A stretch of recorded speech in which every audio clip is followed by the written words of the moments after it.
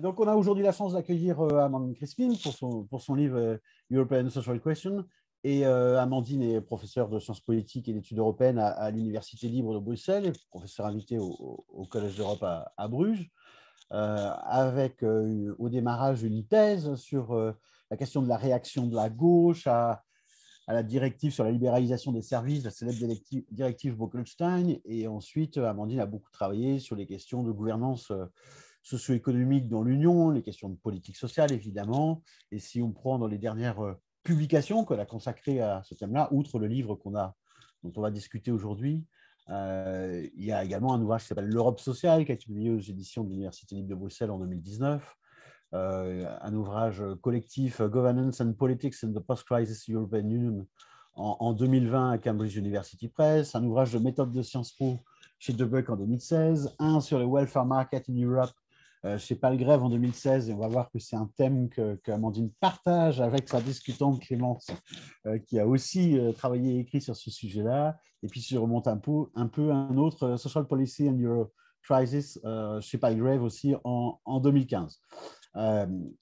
Pour la discuter, Amandine aura évidemment la parole pendant à peu près 30 à 40 minutes ou 45 minutes en fonction de son besoin. Ensuite, pour la discuter, c'est ma collègue Clémence Ledoux qui prendra la parole. Clémence est maîtresse de conférence en sciences politiques à Nantes Université, et en même temps, elle est Senior Fellow et en même temps Marie Curie Fellow à l'Institut d'études avancées de l'Université de Fribourg. Et Clémence travaille aussi sur les questions de politique sociale. Dernier livre il y a un article qui vient de sortir sur la mise en œuvre de l'APA, l'ouvrage collectif Dynamics of Welfare States, Welfare Markets, qu'on avait vu, on avait discuté de ce livre ici même. C'est un livre qui a été publié chez Palgrave en 2021. Et puis, nombreux autres articles sur des sujets touchant toujours à la question des emplois domestiques et des politiques sociales d'accompagnement. Donc, le schéma, si Amandine, 40-45 minutes, Clémence, 15-20 minutes de questions, et puis ensuite, Amandine répondra, et enfin, on aura une séance d'environ 30 minutes, j'espère, où vous pourrez librement poser vos questions. Et donc, du coup, Amandine, je te remercie vivement d'avoir accepté le principe. À toi. Merci beaucoup. Bonjour à toutes et à tous. Je suis vraiment très heureuse de pouvoir discuter de mon livre et de cette invitation. Très heureuse d'intervenir dans ce beau programme de séminaire. Alors, je vais sans tarder partager avec vous ma présentation PowerPoint. Vous me dites si vous la voyez bien. Oui, je passe, voilà, en mode diaporama. Donc, pour vous présenter ce livre qui, je le précise, n'est pas véritablement un livre de recherche au sens où il s'appuierait sur une enquête empirique.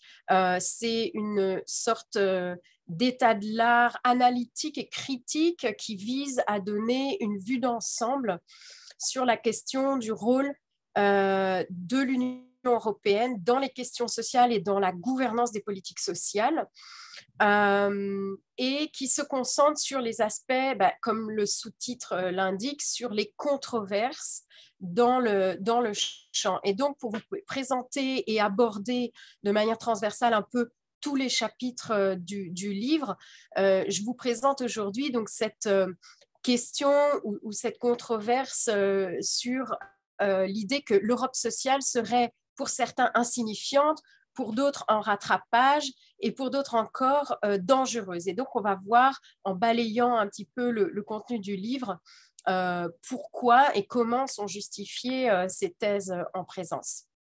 Alors d'abord, cette question sociale européenne à laquelle je fais référence dans le titre, qu'est-ce qu'elle recouvre?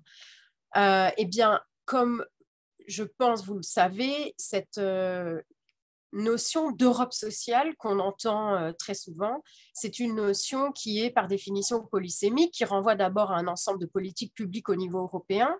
Donc ici, une première question qui se pose, c'est comment délimiter le champ du social. Ce n'est pas simple.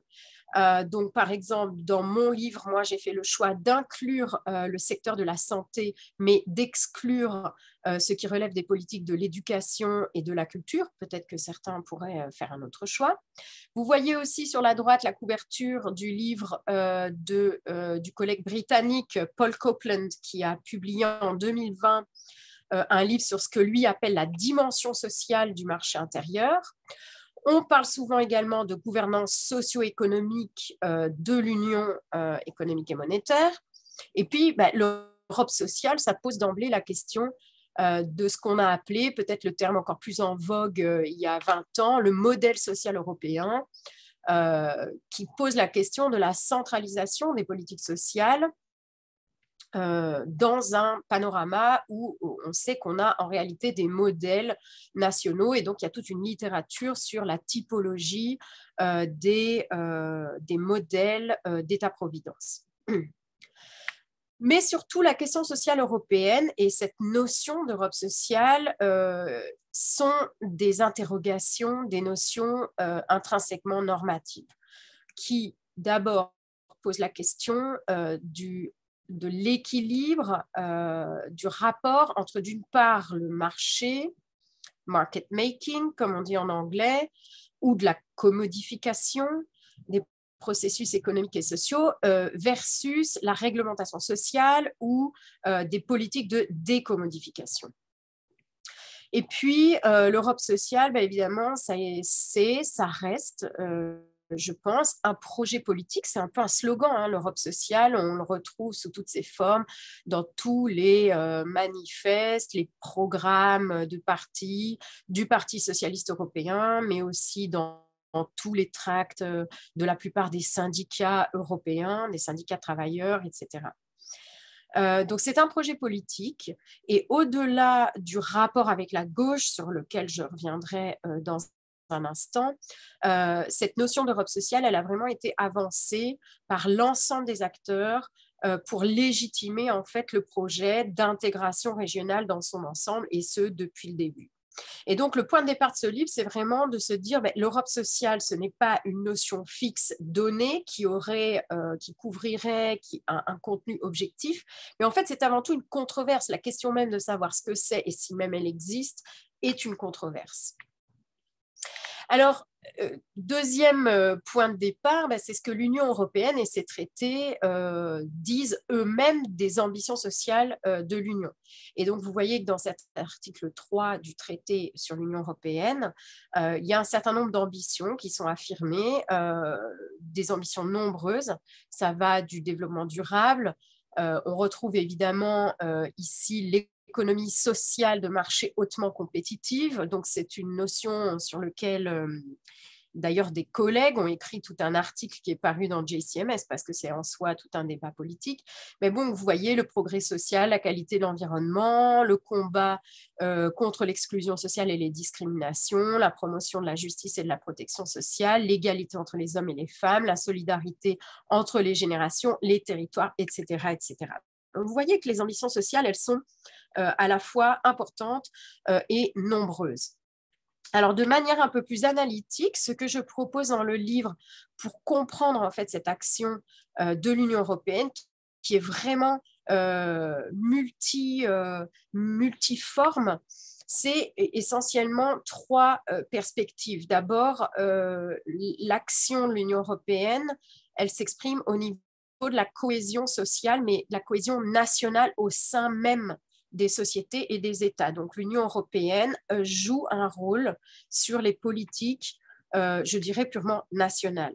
Elle joue également un rôle plus évident en matière de cohésion internationale, c'est-à-dire entre les sociétés et les États européens. Donc, les questions de convergence, de redistribution entre les différents pays. Et puis, elle joue également un rôle en matière de cohésion transnationale, c'est-à-dire vraiment cette dimension peut-être plus centrée sur les droits qui sont attachés aux individus en tant que citoyens européens au-delà des frontières nationales et donc de leur citoyenneté nationale.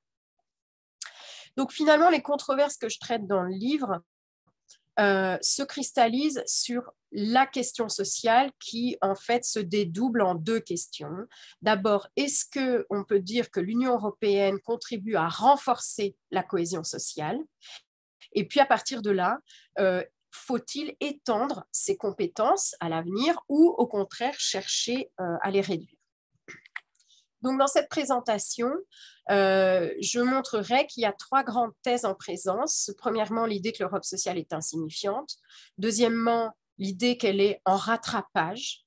Et troisièmement, l'idée qu'elle est, au fond, et fondamentalement plutôt dangereuse pour la cohésion sociale. Et puis, à partir de ces trois thèses ou de ces trois formes de diagnostic ou de constat, un certain nombre de conséquences ou de positions sont tirées pour l'avenir. Et là encore, de manière assez synthétique, je vous présente trois scénarios. Et en guise de prélude, cette petite citation de Wolfgang Streeck, un économiste politique allemand, qui est devenu l'un des critiques les plus féroces de l'Union européenne et en particulier de ses politiques socio-économiques. Il a écrit en 2001 qu'il était beaucoup plus facile d'idéaliser l'Europe et ses politiques que d'en évaluer la réalité, tâche qui est devenue un domaine pour initiés, dont la plupart de ces initiés sont pro-européens. Et je crois que dans ce livre, quelque part, je cherche un petit peu à le faire mentir, puisque je vais montrer au contraire que de très nombreux observateurs et spécialistes des questions sociales et de manière plus large socio-économique ne sont pas pro-européens au sens d'européens BA et au sens où ils ne mettraient pas sous le feu de critiques parfois très vives l'action de l'Union européenne en matière sociale. Alors, première thèse, l'Europe sociale est insignifiante. D'abord, le point de départ, le premier élément qui sous-tend cette thèse, c'est l'idée que ses compétences sont à la fois faibles et fragmentaires. Alors, évidemment, on est très loin d'un État-providence européen. Peut-être qu'un jour, ça a été l'objectif. Je pense que depuis longtemps, ça n'est plus un objectif avoué d'aucun mouvement politique. Et donc, à l'évidence, à la fois, il y a très peu de ressources, donc la dimension redistributive de l'action européenne, elle est au final très faible. Et l'Union européenne agit essentiellement en s'appuyant sur la réglementation, donc le droit social européen. Alors, ça s'explique en partie, mais pas uniquement, par les relations complexes sur le plan historique qu'a entretenu ce qu'on peut appeler la gauche au sens large, les forces politiques de gauche, avec l'Europe sociale. Alors, pourquoi s'intéresser à la gauche? Parce que ce sont quand même les forces qui seraient logiquement les plus à même de promouvoir ce projet d'Europe sociale.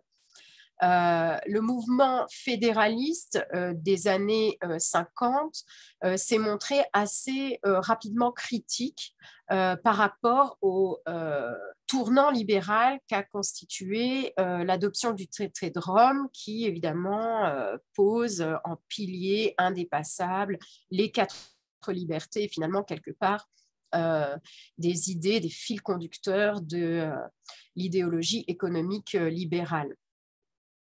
Et puis les syndicats également se sont assez, en tout cas dans les années 60 et 70, retirés dans l'espace national où ils étaient beaucoup plus puissants et où justement lorsqu'on a fait le saut de la CECA au traité de Rome, avaient perdu de leur influence au sein des institutions communautaires. Et finalement, malgré une conversion pro-européenne de la plupart, peut-être pas tous, mais en tout cas la plupart des partis sociodémocrates ou socialistes dans les années 80 et 90, on voit que ces sociodémocrates n'ont pas été à même dans les années 90, alors qu'ils étaient en majorité au gouvernement dans une grande majorité d'États membres, ils n'ont pas su réaliser véritablement la construction de cette économie sociale de marché au niveau supranational. Et certains diront même qu'on a plutôt vu une néolibéralisation de la social-démocratie plutôt finalement qu'une socialisation de l'Union européenne ou du marché intérieur. Alors, je ne vais pas reprendre tous les articles du traité qui portent sur les dispositions et qui définissent les compétences de l'Union européenne en matière sociale, parce que je pense que les traités ne sont pas très clairs. Et donc, je tente dans l'ouvrage de proposer une vision plus synthétique qui s'articule autour des 4 grands pans de l'action européenne en matière sociale, à savoir la réglementation du marché unique, le dialogue social européen, la redistribution de fonds entre les territoires et la coordination volontaire ou souple des politiques nationales. Et donc, je disais un peu plus tôt, compétences trop faibles et trop fragmentaires, Europe sociale insignifiante, on va voir que dans chacun de ces domaines, effectivement, l'action européenne peut laisser à désirer. En ce qui concerne la réglementation, par exemple, les directives et les règlements sont évidemment contraignants, mais portent très souvent sur des sujets plutôt périphériques. Et en outre, on a vu un déclin de l'activité réglementaire en matière sociale assez net dans les années 2000. Et Scharf et d'autres expliquent cela par l'idée que finalement, ce serait beaucoup plus difficile pour les États membres de se mettre d'accord, c'est ce qu'il appelle la Joint Decision Trap, de se mettre d'accord au sein du Conseil sur des politiques correctives du marché, des politiques de réglementation sociale en raison des traditions institutionnelles et des préférences idéologiques divergentes, et d'autant plus divergentes depuis les élargissements successifs et en particulier 2004-2007.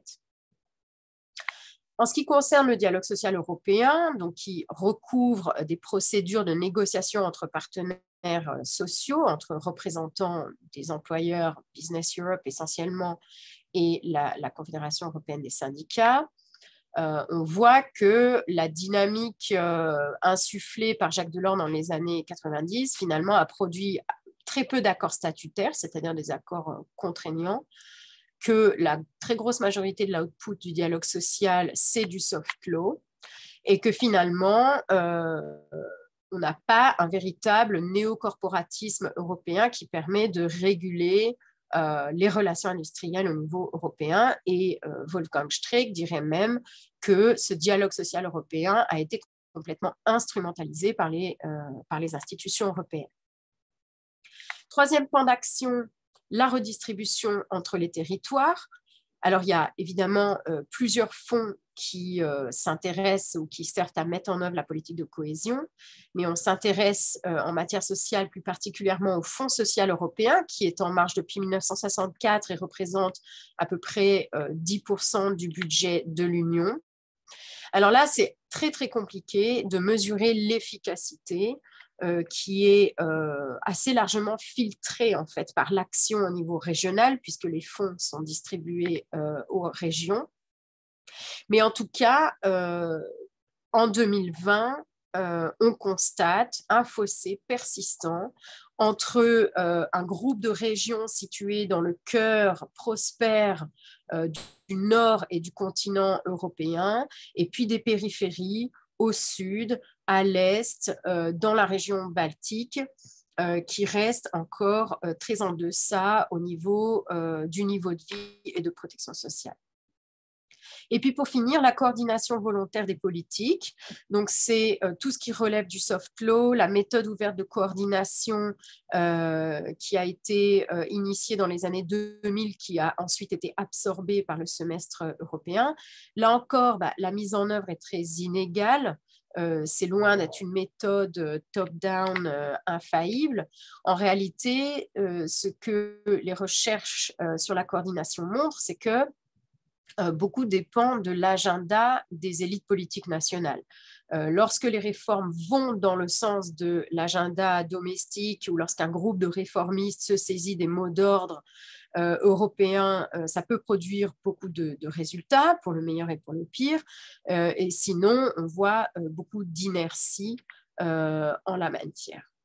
Et puis, il y a évidemment toute la question du rapport entre les objectifs sociaux en tant que tels et la manière dont ils sont combinés ou même assujettis d'une certaine manière aux impératifs économiques et à partir de 2011 au sein du semestre européen, en particulier à l'impératif de discipline fiscale, d'une part, et à l'impératif de compétitivité de l'autre. Donc finalement, cette Europe sociale, elle est insignifiante et de nombreux auteurs ont dit qu'en réalité, elle était par nature différente de ce que fait un État au niveau national en matière sociale. Depuis ses origines, l'Europe sociale, c'est essentiellement un corollaire du marché unique qui n'aura jamais les fondements sociaux et culturels, en d'autres termes, la légitimité qu'ont les États-providence nationaux. Donc, en quelque sorte, il faudrait la prendre pour ce qu'elle est. Et puis, les juristes ont développé aussi des analyses très intéressantes montrant que l'Europe sociale a été déplacée. C'est-à-dire qu'on a les dispositions en matière sociale donc, qui autorisent l'Union à légiférer en matière sociale, qui sont situées pour l'essentiel, mais pas uniquement, dans le chapitre 10 sur la politique sociale, dans le traité sur le fonctionnement de l'Union européenne. Mais finalement, ces dispositions sont assez peu utilisées. Quand on regarde l'action de l'Union européenne, on observe ce déplacement du champ de la politique sociale vers le champ de la gouvernance économique, d'une part, et puis un déplacement du terrain législatif vers le terrain judiciaire, puisque la Cour de justice de l'Union européenne a été l'un des acteurs, peut-être l'acteur le plus moteur, le plus crucial pour définir l'action européenne en matière sociale. Et au final, cette Europe sociale insignifiante, elle a été souvent et sur le long terme subordonnée au double impératif de compétitivité et de discipline fiscale que j'évoquais à l'instant. Et pour Paul Copeland, en fait, la politique sociale demeure intrinsèquement un domaine de politique publique absolument secondaire au niveau européen.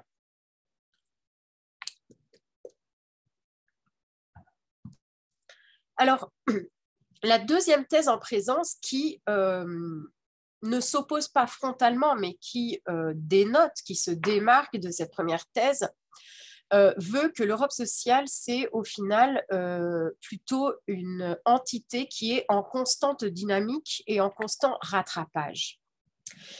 D'un point de vue historique, et je crois que c'est assez bien, ça ressort assez bien du livre, c'est difficile de nier le fait que les compétences sociales de l'Union européenne se sont constamment accrues de manière progressive et fonctionnelle, mais elles n'ont jamais décru au cours du temps.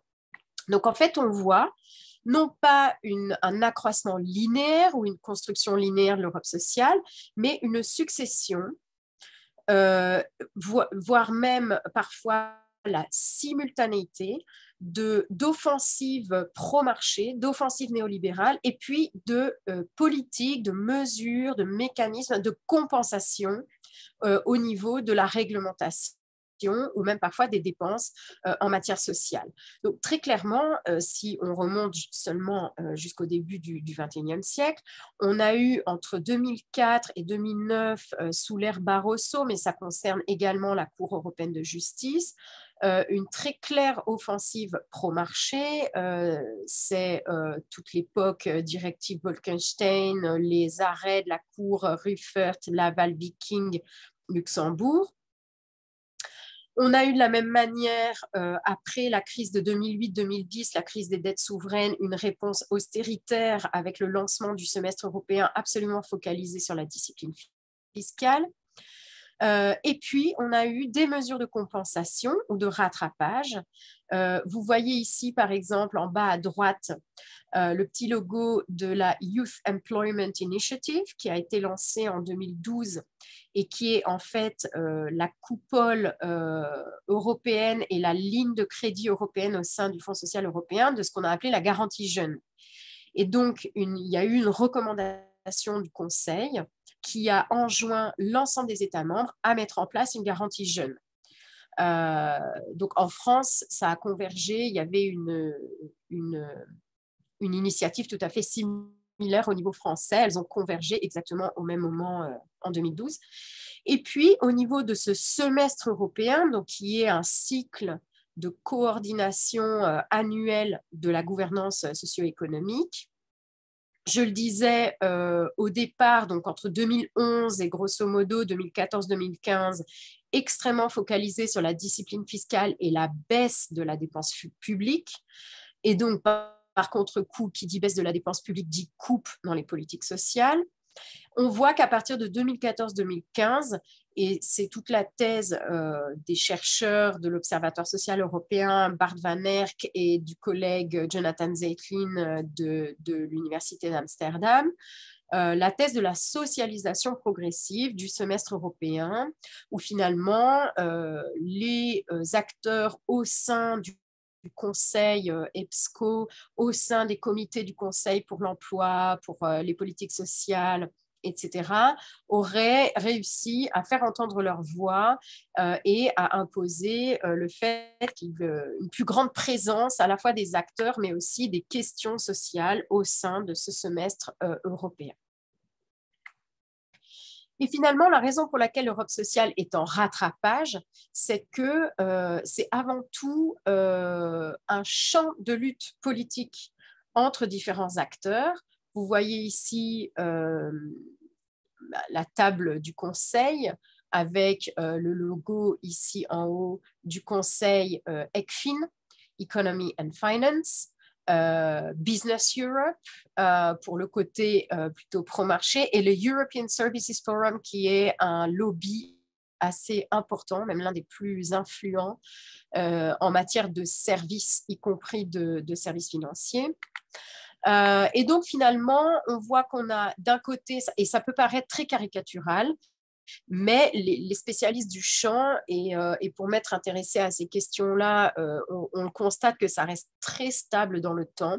On a vraiment cette dichotomie entre d'une part les acteurs économiques et puis d'autre part ceux qu'on appelle les acteurs sociaux. Par exemple, au sein de la commission, ce sera la DG pour l'emploi et les affaires sociales, le conseil EBSCO, tous les représentants des plateformes de la société civile, les syndicats. Et puis, de la même manière, parmi les États membres, on retrouve un peu toujours les usual suspects, la France, la Belgique, le Portugal, très Europe sociale, l'Espagne, les États du Sud en tendance, hein, ça peut dépendre des sujets, il ne faut pas être trop caricatural. Versus traditionnellement le Royaume-Uni, mais aussi la plupart des États d'Europe centrale et orientale, les pays scandinaves, et puis l'Allemagne, souvent en balancier, je dirais, en position pivot en fonction des dossiers. Alors, l'Europe sociale en rattrapage, elle dépend beaucoup, je le disais plus tôt, de la jurisprudence et du rôle de la Cour. Et la jurisprudence, par définition, elle est versatile, elle change. Alors, historiquement, on a beaucoup considéré que la Cour avait été un véritable catalyseur de nouveaux droits européens, de nouveaux droits transnationaux, en particulier en matière de non-discrimination. Ça a commencé avec la question des travailleurs et de la nationalité. Ça s'est affirmé de manière assez ambitieuse et pionnière sur les questions de genre. Et plus récemment, ça s'est poursuivi en matière de droits des personnes LGBTQI, du mariage du même sexe, de personnes du même sexe, etc. Par ailleurs, la Cour a également, et je l'ai aussi évoqué avec les arrêts Ruffert, Laval, Viking, des arrêts de 2007-2008, elle s'est forgée une réputation assez solide de cour néolibérale qui fait le plus souvent primer les libertés économiques, les libertés des entrepreneurs transnationaux sur les conventions collectives, sur les droits du travail établis au niveau national. Alors, en matière de droit, et je parlais du genre, je me dois ici d'évoquer Eliane Vogel-Polsky, dont certains d'entre vous ont peut-être entendu parler, qui était professeure de droit dans notre institut d'études européennes ici à l'ULB et qui était aussi avocate et qui, de manière très célèbre, a défendu le cas de Gabriel Defrene contre la compagnie aérienne nationale belge à l'époque, la Sabena, dans les années 70, et qui, par 2 fois, s'est saisi de cet article 118A du traité de Rome qui affirme l'égalité de rémunération entre les hommes et les femmes, qui n'était pas respectée, qui n'était pas une mesure qui était établie et qui, par son combat juridique, a permis, ou en tout cas a incité et mené la Cour de justice à affirmer cette égalité de salaire comme l'une des pierres angulaires du droit social européen. Et donc, sur le rôle de la Cour, ce qui est intéressant, c'est que des recherches récentes ont montré que la Cour, voilà, les juges de Luxembourg ne sont pas dans leur tour isolé du Kirchberg, mais en fait, la Cour se montre assez sensible au climat politique et aux prises de position. Il y a toute une série d'échanges entre les gouvernements et la Cour sur les affaires sur lesquelles elle doit se prononcer. Et en particulier, ces dernières années, sur la question des droits des non-nationaux, en particulier sur l'accès aux prestations sociales comme les allocations familiales ou les allocations de logement. Très clairement, la Cour s'est montrée extrêmement complaisante envers les gouvernements, en particulier le gouvernement britannique, le gouvernement allemand, et leur a permis de refuser l'accès aux prestations sociales sur la base justifiée par le fait qu'ils ne cherchaient pas activement un emploi. Ce qui, du point de vue de la dimension sociale de la citoyenneté européenne, était un net retour en arrière par rapport à la directive qu'on appelle la directive citoyenneté de 2004. Alors, l'Europe sociale en rattrapage, finalement, si on regarde au cours de ces dernières années, les experts du champ s'accordent à dire qu'on a clairement un agenda social renouvelé depuis 2015, en particulier avec la proclamation du socle européen des droits sociaux. Alors, ce socle, ce n'est ni plus ni moins qu'une sorte de catalogue de 20 grands principes ou 20 grands objectifs de politique sociale. Vous voyez ici les 3 chapitres constitutifs du socle. Ces objectifs recouvrent en partie des principes qui sont déjà posés dans la Charte européenne des droits fondamentaux. Et par ailleurs, il ne s'agit pas de droits au sens juridique du terme, de droits véritablement contestables au niveau individuel devant une cour par les individus. C'est plus une série d'objectifs qui doivent être mis en œuvre à la fois par le droit social européen, donc par des nouvelles initiatives réglementaires européennes quand c'est possible, mais aussi par la coordination souple des politiques nationales. Et donc, il y a même eu un plan d'action soumis par la Commission européenne pour tenter de revigorer également le dialogue social européen.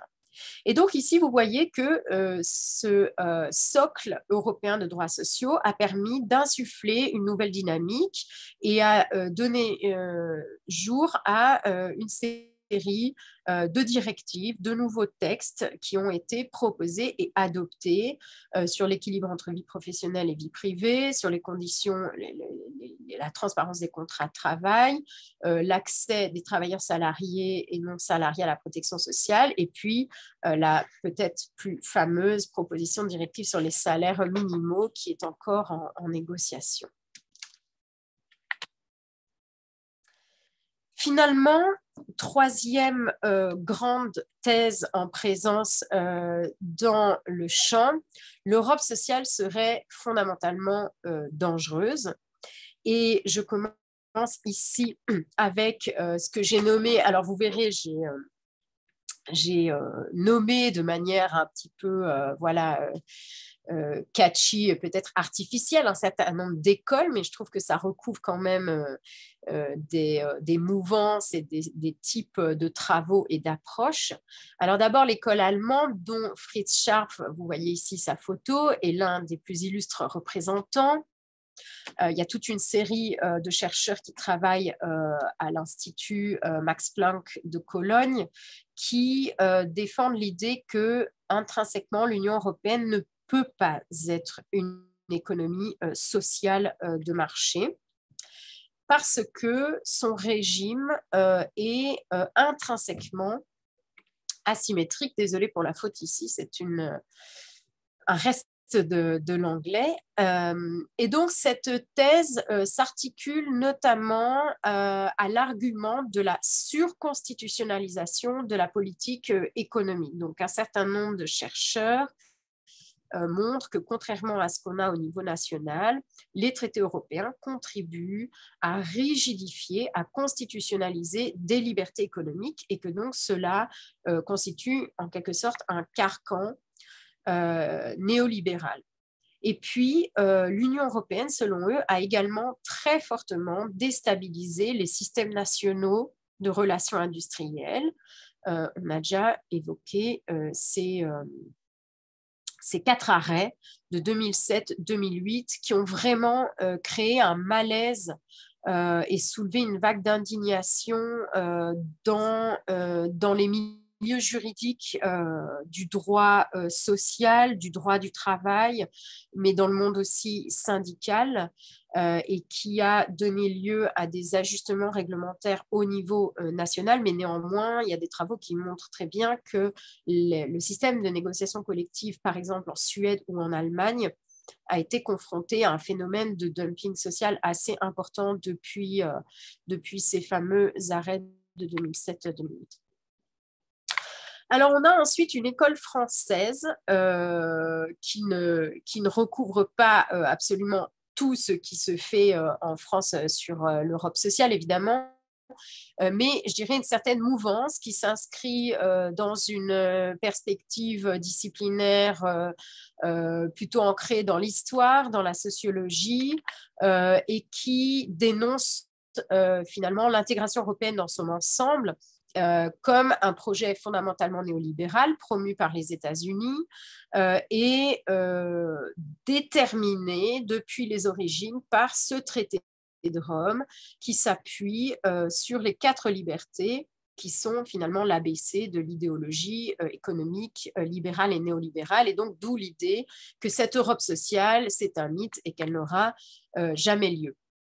Et puis, il y a aussi des recherches assez intéressantes. Alors, je cite ici Rawi Abdelal, qui n'est pas français, qui est en réalité américain, qui est un chercheur de Harvard, qui a démontré ou qui a fait des recherches plutôt sociologiques sur un certain nombre de personnalités, y compris Jacques Delors, mais aussi des gens comme Pascal Lamy, français, qui sont issus de ce qu'on a appelé la deuxième gauche, de cette aile plutôt sociale-libérale du Parti socialiste dans les années 80, et qui, selon Abdelal, en fait, paradoxalement, en promouvant un discours de management et de régulation de la mondialisation, ont plutôt contribué à mettre en place des politiques qui ont servi les intérêts du marché et qui ont servi la dynamique du capitalisme financiarisé au niveau global.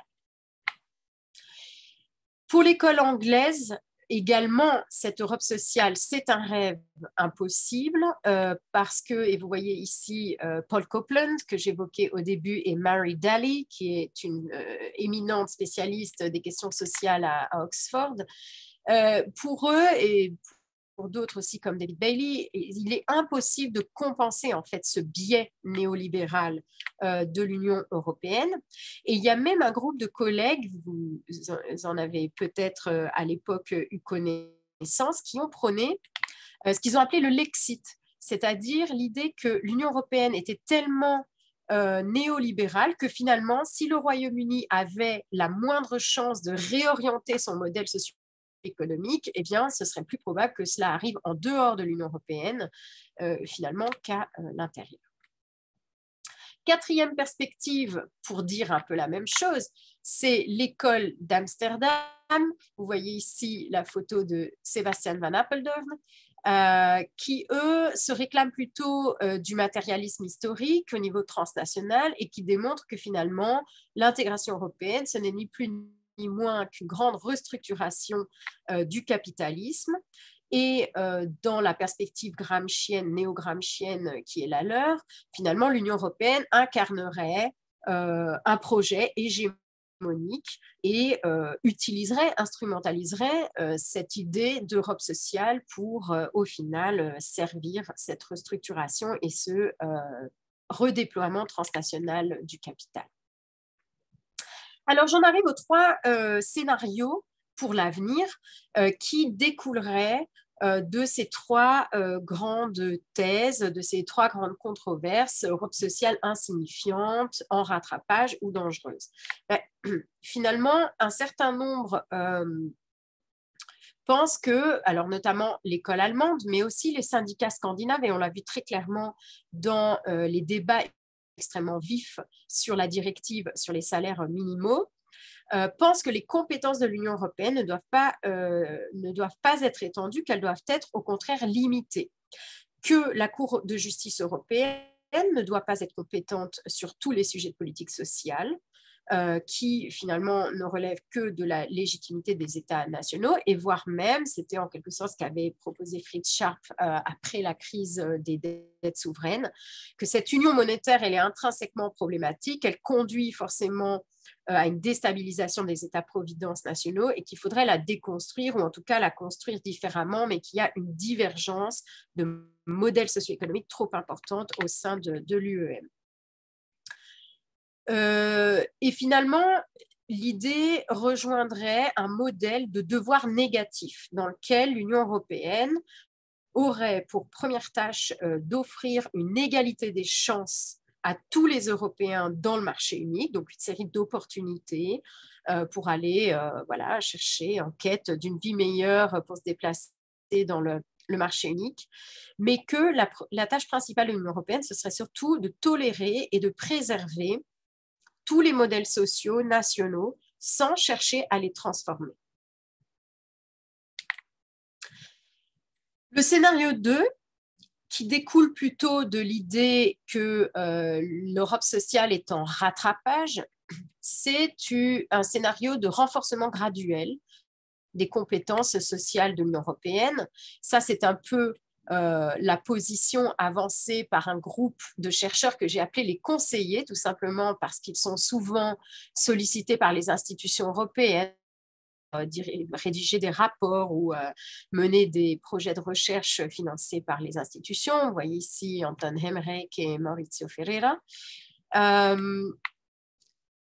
Et par exemple, l'une des initiatives ou des propositions marquantes des dernières années, ici dans le livre édité par Frank van den Broeke, Catherine Barnard et Geert de Baar, c'est l'idée d'une union sociale, une union d'État-providence. Donc ce n'est pas un État-providence supranational, mais une union qui serait un environnement soutenant pour les systèmes nationaux, dont la fonction première serait de combattre les externalités négatives produites par le marché intérieur, donc typiquement le dumping social qui est lié à la libre circulation, et qui fournirait un certain nombre d'instruments, notamment de stabilisation macroéconomique en période de crise.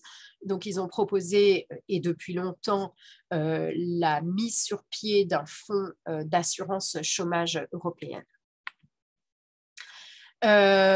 Anton Hemrek a aussi proposé, par exemple, que l'Union européenne doit faire des États membres, rendre les États membres en fait des États d'investissement social, donc doit en quelque sorte instiller le paradigme de l'investissement social et que sa tâche c'est de faire en sorte que les États graduellement, les États-providence nationaux deviennent ou adoptent ce paradigme. Et puis, scénario 3, c'est la refonte complète de la politique sociale européenne. D'abord, dans une perspective keynésienne, l'abandon de ce paradigme néolibéral de la politique de l'offre, l'abandon des prescriptions en matière de discipline fiscale, de prescriptions comme les politiques d'activation qui peuvent parfois prendre un tour assez punitif pour les demandeurs d'emploi, et finalement l'abandon de toutes les politiques qui commodifient et au contraire favoriser des politiques de décommodification du travail, des travailleurs et aussi des services publics. Il y a aussi eu des propositions pour démocratiser la gouvernance socio-économique, puisque là derrière, il y a de manière très forte l'idée que c'est aussi la manière dont on adopte ces politiques et les processus politiques et délibératifs qui sont derrière qui impactent le contenu des décisions au niveau européen. Donc, vous connaissez peut-être ce TIDEM, ce projet de traité pour la démocratisation de l'Union économique et monétaire qui a été avancé par Stéphanie Hennette, Thomas Piketty, Guillaume Sacrist et Antoine Bauchet, qui a été discuté par beaucoup de collègues. Et puis, dans une perspective plus habermasienne je dirais, citoyenneté transnationale, il y a aussi un débat important autour des instruments, de nouveaux instruments de redistribution européens, notamment par exemple l'instauration d'une garantie enfant qui a été longtemps prônée et qui a été reprise par les socialistes, les sociodémocrates européens au Parlement européen et qui a été adoptée sous la forme d'une recommandation en 2021, je crois. Et il y a tout un débat sur, peut-être plus utopique, sur l'idée d'un revenu de base européen. Alors, j'en arrive à la conclusion, puisque je crois que je suis déjà très bavarde et que le temps imparti va toucher à sa fin, mais quand même, question essentielle, puisque ces controverses que je viens de présenter, je dirais qu'elles sont en présence depuis longtemps, sans doute depuis déjà les années 90, mais elles ont pris une ampleur vraiment particulière avec la stratégie de Lisbonne et encore plus avec la crise financière de 2008 et la crise de la dette de 2010. Et donc, le dernier grand bouleversement, évidemment, c'est la pandémie de Covid-19 et les réponses européennes à cette pandémie. Est-ce que ça a changé la donne sociale au niveau européen? Alors, si on considère le secteur de la santé en tant que tel, je dirais qu'il n'y a pas eu de changement de gravité, de changement d'équilibre absolument essentiel au niveau des compétences. Ursula von der Leyen avait tenté d'initier le débat sur une possible réouverture des traités et de modification de l'article 168 du TFUE qui définit les compétences en matière de santé de l'Union européenne. Mais très vite, ce débat a été refermé. C'est heurté à une fin de non-recevoir des leaders nationaux qui, dès le départ, ont clairement exprimé le fait qu'ils n'avaient aucune intention de transférer plus de pouvoir réglementaire à Bruxelles en matière de santé. Et donc, bien entendu, la pandémie a révélé qu'il y avait des procédures existantes, mais qui s'étaient montrées assez largement inopérantes.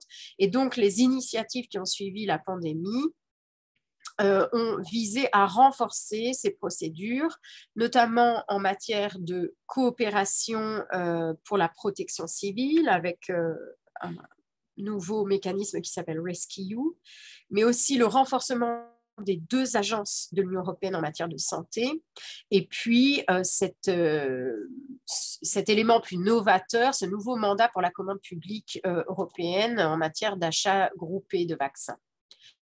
Et puis, la Commission européenne a également proposé un nouveau programme européen qui s'appelle EU for Health, un programme de soutien aux systèmes de santé nationaux qui vise à soutenir à la fois la prévention et la gestion des épidémies, mais aussi l'accès aux soins, le fait que les soins puissent être abordables, à un coût abordable et soient accessibles à tous les citoyens, les questions de disponibilité des médicaments, ce qu'on appelle la e-health, donc la modernisation électronique des systèmes de santé, etc.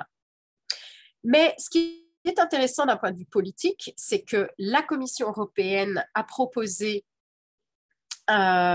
fait une proposition avec un programme de 9 milliards d'euros Le Conseil a réduit le budget de ce programme à, je crois, si je ne me trompe pas, 1,5 milliard d'euros. Donc, l'a quasiment divisé voilà, par 8 ou par 9. Donc, vous voyez le signal politique très fort qui est envoyé pour que finalement le Parlement européen, sous la pression du Parlement, le budget de ce programme soit relevé à un peu un entre-deux, à 5 milliards d'euros. Enfin, 5 milliards d'euros pour soutenir 27 systèmes de soins de santé, vous voyez que ça reste, c'est à la fois le plus gros programme européen qui ait jamais existé, mais dans le même temps, ça reste assez modeste. Donc, globalement, hein, on a vu une tentative difficile de la part de la Commission européenne d'affirmer une sorte de supériorité à la fois morale et pratique du multilatéralisme en matière de santé sur ce que les collègues Cyril Benoit et Colin Hay ont appelé les instincts souverainistes qui se sont exprimés de manière assez importante pendant la pandémie et en particulier sur les questions de santé publique. Pour en finir, le plus gros enjeu pour l'avenir, c'est cette question de la transition juste et de l'articulation de l'agenda écologique et de l'agenda social. Donc, évidemment, avec l'adoption de Next Generation EU et de ces fonds de résilience et de relance qui sont distribués aux États membres, on a plus de ressources qui peuvent et qui sont, c'est un peu l'idée, hein, qui doivent être d'une certaine manière investis par les États pour financer des investissements sociaux. Et tout cela se fond dans la procédure du semestre européen. Mais un certain nombre d'éléments sont quand même interpellants si l'on considère, on essaye d'évaluer en fait où se trouve le social dans ce nouvel agenda, dans ce grand panorama, cette très grande initiative de gouvernance qu'est la jonction entre l'agenda de relance d'une part et le Green Deal d'autre part. D'abord, on voit qu'en matière sociale, contrairement à ce qu'on a pour les objectifs environnementaux et pour le digital, on n'a pas de fléchage des dépenses ou de conditionnalité. Donc, 37% des fonds européens distribués aux États doivent être dépensés sur les objectifs environnementaux et 20% sur les objectifs digitaux. On n'a rien de la sorte en matière sociale. Et de fait, on s'est rendu compte après coup, et c'est un petit peu, j'ai l'impression, l'histoire du social depuis 2020, on se rend compte que ça manque. Et donc, il y a des initiatives qui sont prises après coup. Hein. De nouveau, ça viendrait confirmer cette idée de rattrapage de l'Europe sociale. Et notamment, une des initiatives assez intéressantes dernièrement, c'est une réglementation pour proposer une méthodologie pour identifier les dépenses sociales dans la distribution des fonds et les plans nationaux de relance et de résilience. Il y a aussi le Fonds social pour le climat. Donc, il y a une série d'initiatives qui sont proposées en rattrapage sur la dimension sociale pour essayer de donner de la substance à de nouveau un peu ce slogan de la transition juste qui est brandi beaucoup par Ursula von der Leyen, mais aussi Frans Timmermans qui est responsable de l'agenda du Green Deal. Donc au final, si on s'intéresse à la politique sociale, il faudra veiller dans les prochaines années à ce que l'argent du fonds, qui est en fait la principale dynamique en matière de gouvernance, ne serve pas uniquement à financer le business as usual au niveau national, mais puisse être également utilisé pour financer de réelles politiques d'investissement social qui permettent de concilier objectifs environnementaux et objectifs sociaux. Je vous remercie pour votre attention et désolée si j'étais un petit peu longue. Merci Amandine, au contraire, c'était extraordinairement riche et extraordinairement clair. Peut-être juste avant de passer la parole à Clémence pour discuter, il y a une question juste de vocable sur l'utilisation du mot commodification, décommodification. Peut-être tu peux expliquer ça. Alors je crois que c'est effectivement des termes qu'on traduit de manière un peu littérale de l'anglais qui signifient que l'on considérerait les relations de travail, les travailleurs et les relations sociales comme des commodités qui s'achètent et se vendent sur un marché. Donc, commodifier les relations de travail, c'est finalement les marchandiser en quelque sorte et les soumettre aux logiques de marché. Et à l'inverse, les décommodifier, c'est les sortir de ces impératifs et de ce fonctionnement du marché, notamment du fait de justifications morales, éthiques, qui justifieraient de ne pas les soumettre aux mécanismes de marché. Ok, merci beaucoup pour cette précision. Du coup, Clémence, tu as la main pour pouvoir faire la discussion pendant 15 à 20 minutes librement. À toi. Émile, merci à toi. Merci. Donc j'ai un gros rhume, donc j'espère que vous allez m'entendre et que je vais réussir à parler jusqu'à la fin.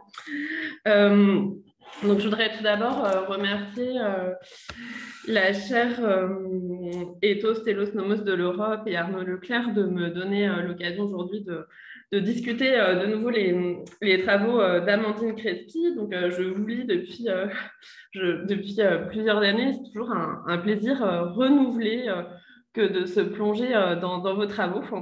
Donc je voudrais dire à quel point ce livre est un livre important, tant pour le monde de la recherche, mais aussi pour nos étudiants et étudiantes, et puis aussi, je pense, pour la société civile, au-delà du monde académique, puisque c'est un livre qui s'intéresse, comme vous l'avez dit, au policy making au niveau européen dans le domaine des questions sociales.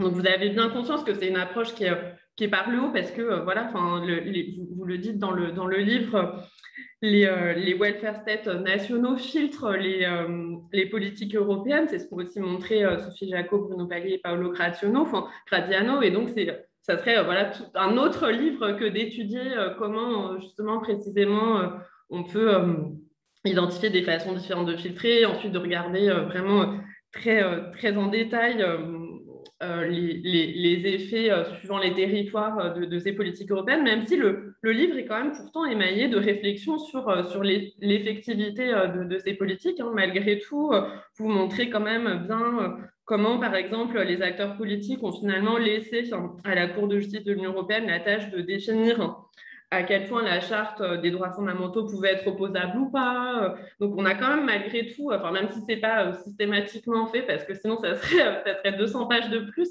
En tous les cas, il y a quand même véritablement aussi une réflexion, malgré tout, sur les effets de ces politiques. Alors, moi, je voudrais dire que c'est un livre qui est extrêmement pédagogique, tout en étant aussi très rigoureux. Donc, comme à chaque fois, en fait, il est écrit dans une langue extrêmement claire. C'est important de le rappeler parce que la recherche, c'est pas toujours aussi clair. Donc, voilà, moi, je trouve que c'est extrêmement accessible. Vraiment, ça se lit très facilement. Et puis, moi, j'ai aussi beaucoup apprécié que le fait que le livre soit émaillé de définitions, ce qui permet de s'éloigner du sens commun et ce qui permet d'évoquer avec rigueur et précision tout un ensemble de mécanismes. Et oui, c'est ce qui distingue les écrits scientifiques d'un certain nombre d'écrits. On avait une discussion sur ces enjeux-là. Et voilà, ce qui fait la science, c'est aussi de s'appuyer sur des définitions très précises qui peuvent être débattues.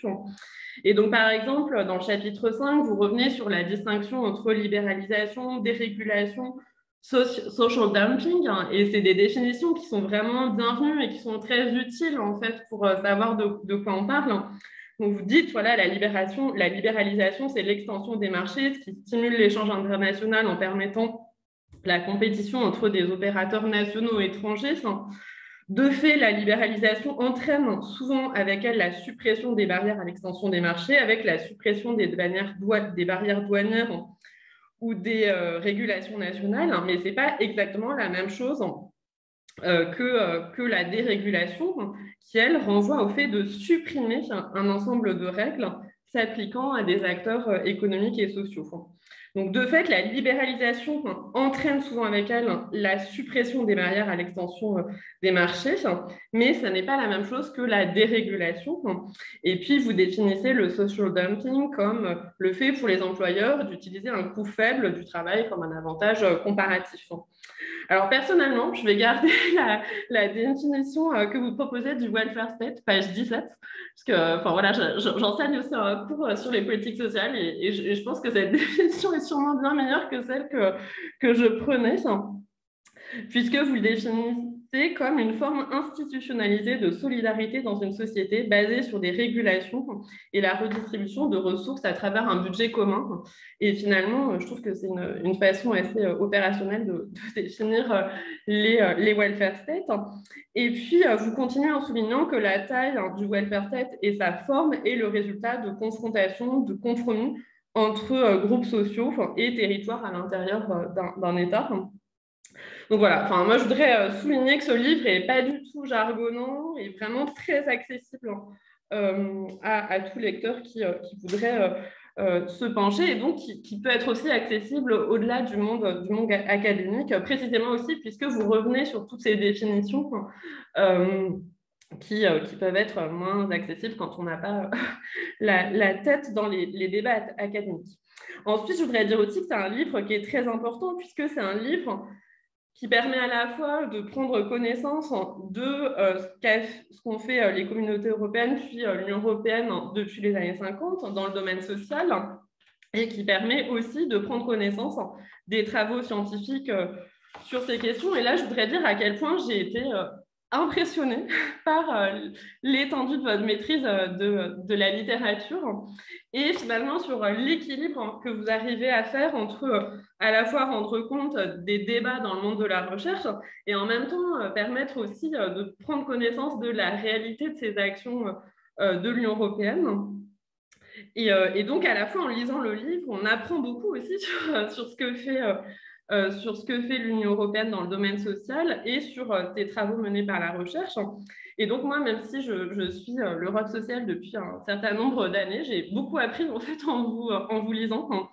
Donc, par exemple, j'avoue que je n'avais pas très bien suivi l'extension de RESC-EU, donc the European Civil Protection Mechanism, par exemple, et vous expliquez très bien en fait en quoi ça consiste dans le dernier chapitre qui porte sur la crise de la Covid, en montrant comment il a permis d'établir dans 6 pays une réserve de masques, de ventilateurs qui pourront être distribués rapidement aux pays qui en auraient besoin, en page 197. Après, on apprend aussi beaucoup, par exemple, dans le chapitre 5, sur l'évolution du droit et des négociations autour des travailleurs détachés.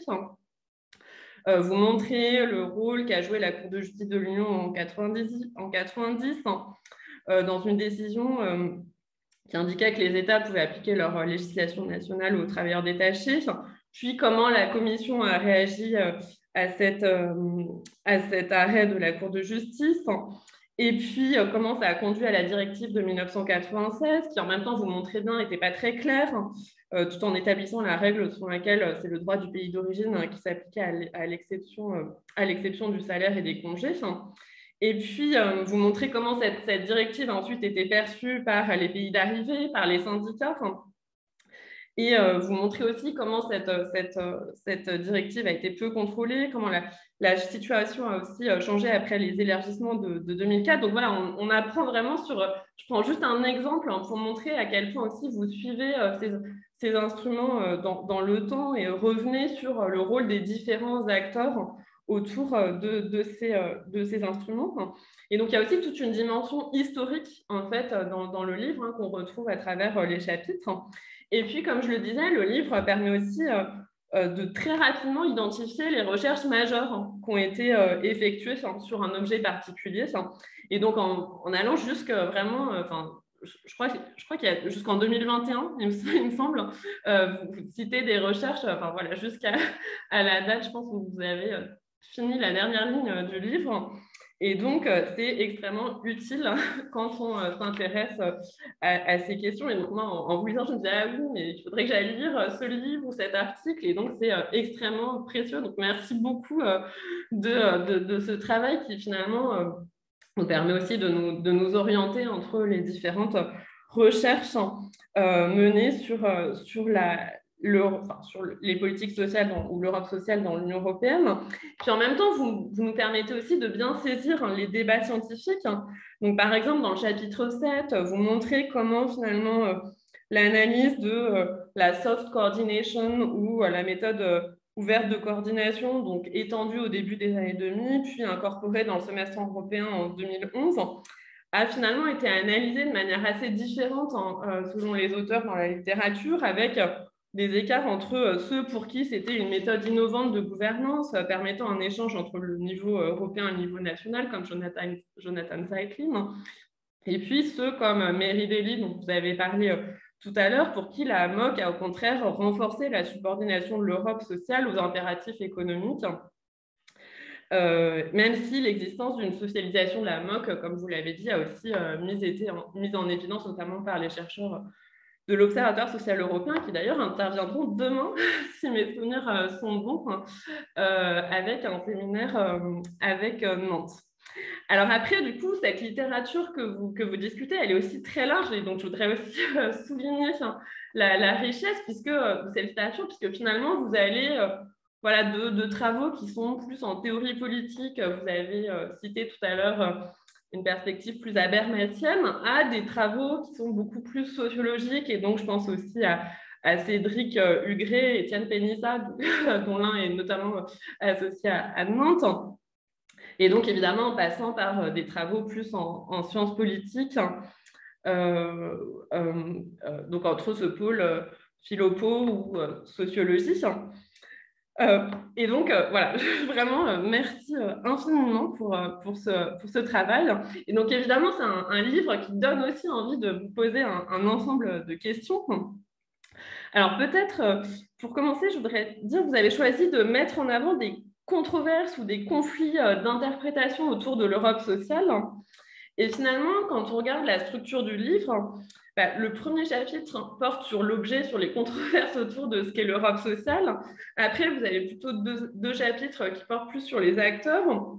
Et puis finalement, après, on a plus des chapitres qui portent sur les instruments de l'Europe sociale, régulation, finalement, instruments de dérégulation, si je comprends bien le chapitre suivant, et puis social dialogue, soft coordination, redistribution. Et donc, mes questions, ça serait de savoir pourquoi avoir choisi cette structuration-là, puisque finalement, avec une approche un peu basique d'analyse des politiques publiques, on aurait peut-être pu aussi penser à une articulation autour des problèmes, en fait, sociaux. Donc, on aurait pu penser, par exemple, à la question des inégalités territoriales, à des inégalités en fonction de la classe, des différentes ethno-raciales ou du genre, où on aurait pu aussi penser à un chapitre sur l'extrême pauvreté, par exemple. Donc, pourquoi est-ce que vous pourriez peut-être revenir sur ce choix? Et puis après, moi, j'avais aussi envie de vous poser aussi une question sur la question des controverses, parce que je sais que vous avez beaucoup travaillé aussi sur cette idée de contestation, en fait, des questions sociales. Parce que si je vous suis bien, en fait, le chapitre présente quand même plutôt les controverses entre chercheurs, entre experts. Vous dites, par exemple, page 30, que vous étudiez les différences entre experts autour de l'effectivité des instruments et la nature de l'action de l'Union européenne. Mais en même temps, vous parlez aussi, au fil du texte, des controverses entre partis politiques, si on pense à la directive maternité, par exemple, ou entre forces sociales. Donc, vous montrez bien aussi les différences entre Business Europe, ancienne UNIS, et puis la CES autour notamment du dialogue social. Et donc, moi, j'aurais aussi envie de poser une question pour savoir si finalement, dans les différents chapitres, est-ce que les controverses sont de la même nature? Est-ce que finalement, les controverses autour du dialogue social sont de la même nature que celles autour de la soft law, par exemple, ou des questions de régulation?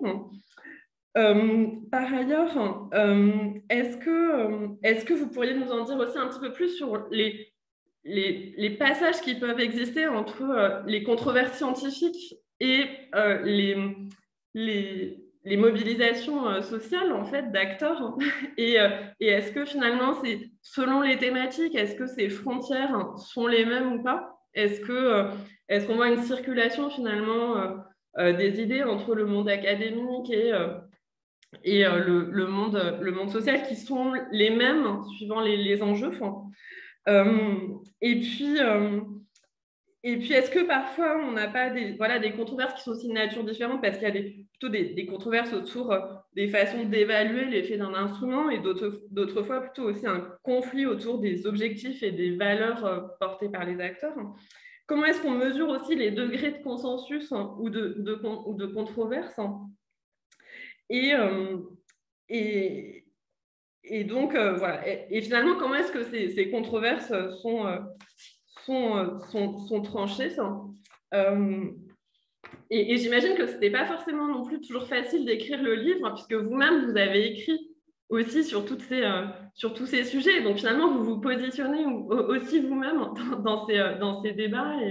Et en même temps, enfin, voilà, vous vous présentez toujours avec beaucoup de respect et de rigueur aussi les positions de chercheurs qui ne partagent pas forcément les mêmes positions que les vôtres. Donc, j'ai trouvé ça vraiment très intéressant. Donc ça, c'était un peu ma première série de questions autour des questions de controverse.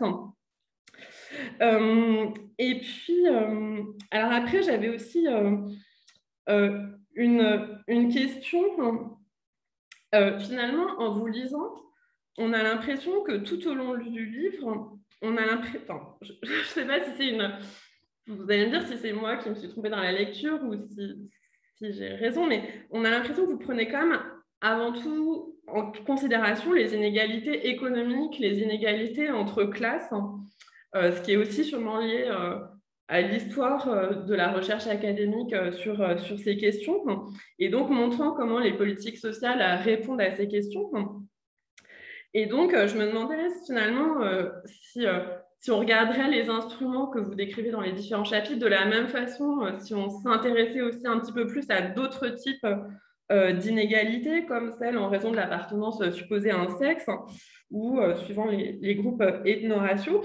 Et puis aussi, je pensais aussi, alors il se trouve que je suis à Freiburg, où il y a beaucoup de travaux sur Decolonizing Europe, sur finalement qu'est-ce que ça aurait amené aussi de peut-être penser l'Union européenne à partir de sa périphérie. Qu'est-ce que ça aurait amené de créoliser l'Europe en regardant peut-être aussi les territoires qui font partie de l'Union européenne, mais qui ne sont pas sur le continent européen. Donc finalement, on les voit assez peu dans le livre. Et donc, je pensais notamment en France, les départements et régions d'outre-mer, dans lesquels existe aussi toute une série d'exceptions par rapport à ces politiques dont vous nous parlez. Et alors, j'avais aussi d'autres questions. Dans le chapitre 2, vous vous interrogez sur le rôle des acteurs européens, sur ce que peut faire l'Europe par rapport aux acteurs, notamment par rapport aux acteurs nationaux. Et donc, finalement, vous évoquez assez peu dans ces premiers chapitres les acteurs globaux. Et finalement, moi, je me suis posé la question de savoir dans quelle mesure aussi, finalement, ces acteurs européens ne sont pas aussi parfois influencés par des acteurs globaux. Et en fait, quand on lit la suite du livre, on voit bien que eh bien, il y a eu un rôle de l'OIT sur le débat autour du salaire minimum, que finalement la Cour de justice de l'Union européenne est aussi influencée par le corpus du droit international pour tout ce qui relève des droits fondamentaux, pour avoir aussi poursuivi pas mal aussi les études sur le genre. On sait aussi que la conférence de Pékin en 1995 a porté à l'agenda mondial en fait la question du gender mainstreaming qui ensuite est intégré dans le traité d'Amsterdam. Et donc j'aurais bien voulu vous entendre un petit peu plus sur cette articulation entre finalement l'échelon européen et l'échelon global, qui est aussi une des questions qu'on se pose à Nantes. Et donc, est-ce que vous avez aussi une réflexion un peu plus systématique sur cette question ou est-ce que vous pourriez nous éclairer de vos lumières là-dessus? Et alors après, j'avais une question un peu plus, circonscrite à propos du chapitre 3, où vous posez la question des relations entre questions sociales et questions démocratiques. Et donc, vous parlez de la démocratie des squares en mettant en relation Occupy, Nuit debout, les Gilets jaunes. Et je me demandais jusqu'où, finalement, ces mouvements pouvaient vraiment être mis en relation, parce que est-ce qu'ils ne renvoient pas aussi à des demandes sociales différentes, de nature différente, avec des groupes sociaux représentés dans ces différents mouvements qui sont quand même aussi très différents. Et il me semblait que finalement, Nuit debout, ça avait quand même beaucoup concerné Paris, certaines grandes villes, mais c'était quand même beaucoup plus... ça avait quand même eu moins d'effet que les Gilets jaunes. Après, finalement, on voit peut-être pas tant d'acteurs individuels que ça dans le livre, mais là aussi, il aurait sinon fallu multiplier le nombre de pages du livre. Et donc, vous avez choisi Eliane Fogel-Polsky, pour laquelle il y a un encadré, en fait, dans le livre. Et donc, est-ce que vous pourriez un peu revenir aussi sur ce choix de la mettre, elle, en avant? Il me semble aussi qu'elle avait que c'est aussi une figure vraiment emblématique, puisqu'elle a fait aussi ce lien entre le mouvement social d'Ertal et l'action auprès de la CJCE, qui est quand même assez emblématique. Et je me demandais s'il y avait d'autres figures qui peut-être que vous avez renoncé de présenter dans le livre, mais qui auraient pu être aussi importantes. Et puis, après, je me posais aussi la question de savoir, vous en parlez assez peu dans le livre, le rôle des cours nationales, finalement. Est-ce que vous avez... même si, voilà, encore une fois, le livre n'est pas vraiment se situe vraiment sur le niveau européen, mais est-ce que vous avez des choses peut-être à partager avec nous autour du rôle aussi peut-être des cours nationales? Et puis, alors aussi par rapport à la dimension historique qu'on retrouve dans le livre, je me demandais aussi si la présentation de la CECA était peut-être pas un petit peu idéalisée à certains moments, parce que vous dites, oui, il y a des trade unionistes, des syndicats qui ont participé à la CECA, mais est-ce que c'est pas peut-être une façon d'idéaliser un petit peu cette période, précisément parce que le projet de modernité qui était porté à l'époque, en fait, c'est accompagné, c'était une période où il y avait aussi des colonies, en fait, qui étaient détenues par des pays européens. Et donc, voilà, on voit qu'en même temps, cette construction européenne, c'est aussi accompagné au même moment d'une forme d'extraction de ressources de ces colonies qui avaient aussi tout un effet sur un très grand nombre de populations dans ces territoires. Et enfin, une autre question. En vous lisant, finalement, j'avais l'impression que vous reveniez beaucoup sur les différents traités. Et donc, dans tous les chapitres, vous revenez vraiment à chaque fois sur les traités, en insistant bien sur la définition du champ des compétences. Et je me demandais à quel point les traités étaient si importants ou pas, et si contraignants. Et est-ce qu'on n'a pas des moments de l'histoire où finalement les acteurs sont un petit peu passés par-dessus, voilà, est-ce que vous pourriez aussi revenir là-dessus? Donc, en tous les cas, merci infiniment pour ce livre. Merci beaucoup, Clémence. Grosse salve de questions, Amandine. Alors, à toi. Oui, mais mille merci, Clémence. En plus, voilà, je sais que c'était une journée chargée, pas facile, avec... voilà, un rhume aussi. Donc, vraiment un très, très grand merci d'abord pour la lecture très attentive, très approfondie et les commentaires, tous plus intéressants les uns que les autres. D'abord, je vais dire que, évidemment, les retours positifs sur le caractère pédagogique du livre me vont particulièrement droit au cœur parce que c'était un peu l'objectif, hein, ce livre, la manière dont je l'ai conçu avec l'éditeur aussi. C'est un textbook avancé, donc qui est censé être utile ou pouvoir être utile à des étudiants, alors pas forcément des étudiants de bachelier complètement débutants, mais en tout cas des étudiants de master et aussi des doctorants et je pense des collègues dans la mesure où parce que, et vous l'avez souligné, finalement, l'Europe sociale, c'est un domaine assez vaste. On est tous spécialistes, soit des syndicats des relations industrielles, soit de la coordination soft, soit de la réglementation, mais personne n'est spécialiste de tous ces sous-champs dans leur ensemble. Et c'est pour ça que j'espérais aussi que le livre puisse être utile pour pas mal de collègues dans cette perspective-là. Donc, vraiment, un très grand merci pour ces retours positifs parce qu'on passe beaucoup de temps à travailler, à écrire des livres et des fois on se demande un peu pourquoi. Et voilà, ce genre de séminaires et de commentaires nous motive.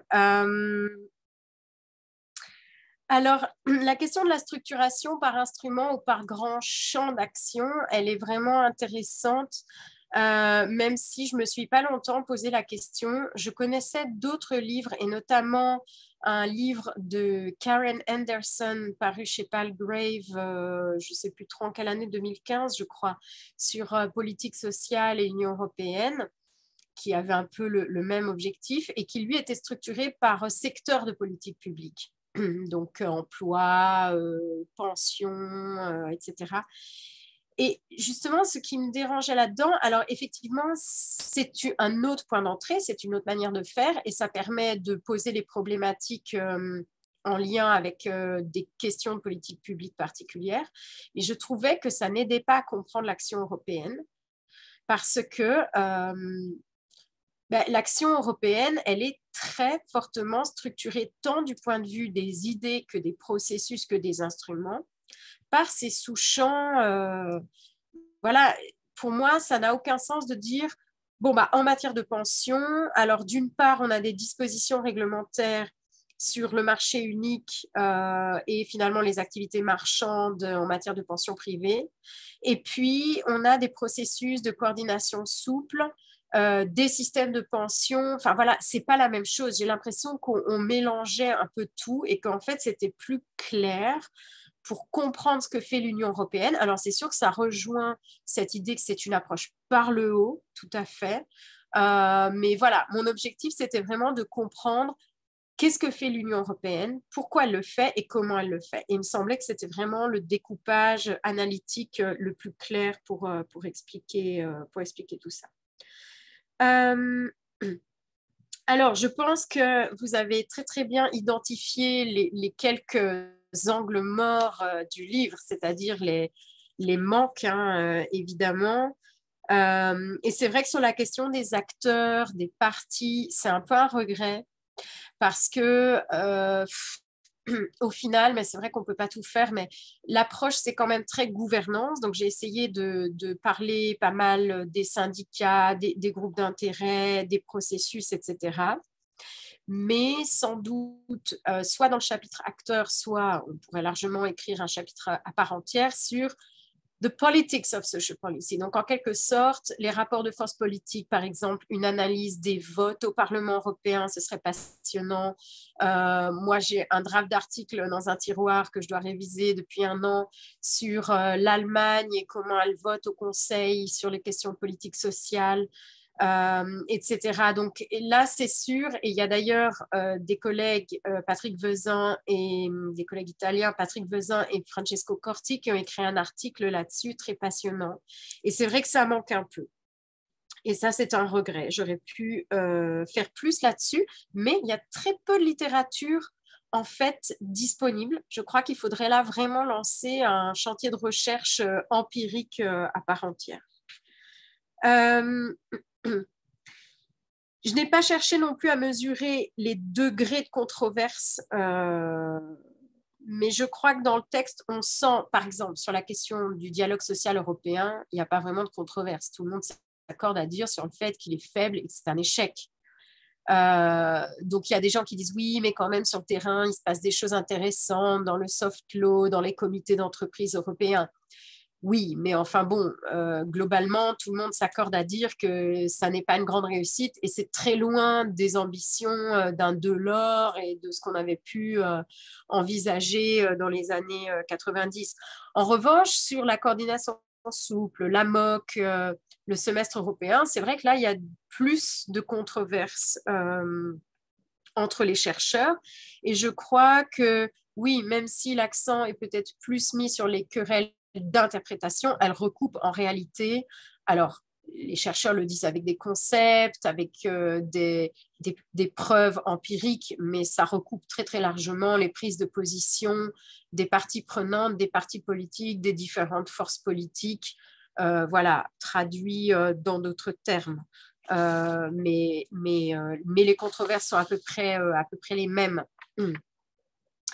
Alors, deuxième grande question, oui, c'est vrai que je me concentre essentiellement sur les inégalités économiques et les inégalités de classe. Alors, sur la question du genre et la question raciale, bah, on pourrait recourir à un subterfuge en disant que finalement, elles se recouvrent assez largement.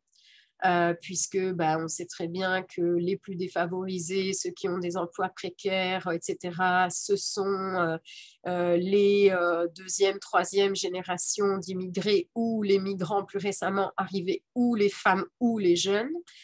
Donc, c'est vrai que je ne me suis pas lancée dans cette approche catégorielle et sans doute ça manque un peu aussi. Et ça me mène à la question de la périphérie et décoloniser. Et j'y ai pensé récemment parce que notamment j'ai une doctorante qui travaille sur les accords de libre-échange entre l'Union européenne et l'Asie du Sud-Est dans une perspective postcoloniale et qui s'intéresse beaucoup à ces questions-là, aux questions de passé colonial. Alors pour le coup, je pense qu'il y a un très très gros travail à faire pour décoloniser l'étude de la politique sociale européenne en quelque sorte. Il n'y a absolument rien là-dessus, enfin, ou alors presque rien à ma connaissance en tout cas. Et je pense même que c'est un tabou. Et d'ailleurs, petite anecdote, j'ai un papier qui est sorti récemment dans le European Law Journal sur l'économie sociale de marché compétitive. Et j'avais commencé dans l'introduction en mentionnant ça un peu en passant, en disant finalement, l'économie sociale de marché a quand même pris son essor dans les années où l'Europe était puissance coloniale. Et les référés m'ont explicitement enjointe à retirer ce passage de l'introduction de l'article. Je pense que ça n'a pas du tout plu en fait. Cette association d'idées, je pense, est encore très tabou dans le champ académique. L'idée que finalement, la richesse de l'Europe et son acquis social du point de vue de l'État-providence est aussi construite sur l'exploitation coloniale. Donc, c'est vrai que c'est une idée qui me trotte dans la tête et voilà, qui va rejoindre la vingtaine d'idées que j'ai dans les tiroirs pour des articles là-dessus. Mais voilà, à bon entendeur, je crois qu'il y a une excellente recherche ambitieuse à faire là-dessus. Les acteurs globaux, entre autres angles morts, je m'y suis intéressée dans mes travaux sur la contestation de la libéralisation des services et qui touchait les services publics, notamment l'Organisation mondiale du commerce et les campagnes transnationales. C'est vrai que ça n'apparaît pas tellement dans ce livre-là. Une des raisons, c'est que pour moi, ce n'est pas absolument crucial. C'est-à-dire que oui, je pense qu'il y a un rôle essentiellement en termes de mise à l'agenda, notamment par exemple de l'Organisation internationale du travail, mais ça s'arrête là. Il n'y a pas de rôle moteur. Disons que les cours ou les organisations internationales, déjà actives dans le champ social, il n'y en a quand même pas beaucoup. Essentiellement l'OIT ou l'ONU avec les Millennial Goals, mais c'est de l'agenda setting, ça peut servir de ressource pour les acteurs mobilisés, mais guère plus. Et d'ailleurs, là-dessus, c'est intéressant, j'ai aussi une étudiante cette année qui écrit un mémoire sur la notion de travail décent et qui essaie de comprendre pourquoi l'Union européenne utilise cette notion de travail décent dans politiques à l'international, en fait, dans ses relations avec les États tiers, mais pas dans ses politiques internes. Donc, de la même manière, là, c'est inconfortable, un peu tabou de parler de travail décent en Europe, dans le marché unique, alors que si on regarde la définition de ce que l'Union européenne appelle le travail décent, ça recouvre tout à fait les réalités de certains marchés de l'emploi ou certaines réalités du marché de l'emploi en Europe aujourd'hui. Eliane Vogel-Polsky, bah oui, j'avais pas la possibilité de faire ressortir beaucoup de personnalités ou de vraiment impliquer une dimension fine, sociologique, avec des trajectoires individuelles. Donc, je l'ai fait à titre d'exemple ici. Ben, le choix était vite fait. Hein. C'est une ULBiste, c'est un peu notre mère de l'Europe ici en Belgique, même de manière plus générale. Et puis, c'est une femme, et c'est vrai qu'il y a aussi cette mouvance qui consiste à de plus en plus essayer de mettre en avant les figures féminines qui ont joué un rôle et pas uniquement ce qu'on a pendant des décennies et des décennies appelé les pères fondateurs de l'Europe. Enfin, sur les cours nationales, je n'ai pas vraiment d'éléments là-dessus. C'est un sujet que je ne connais pas. Mais j'ai appris par l'un de mes étudiants du Collège d'Europe qui travaille là-dessus. Donc, il y a en cours, vous le savez peut-être, une proposition de directive sur la protection sociale des travailleurs de plateforme, Uber, Deliveroo et autres.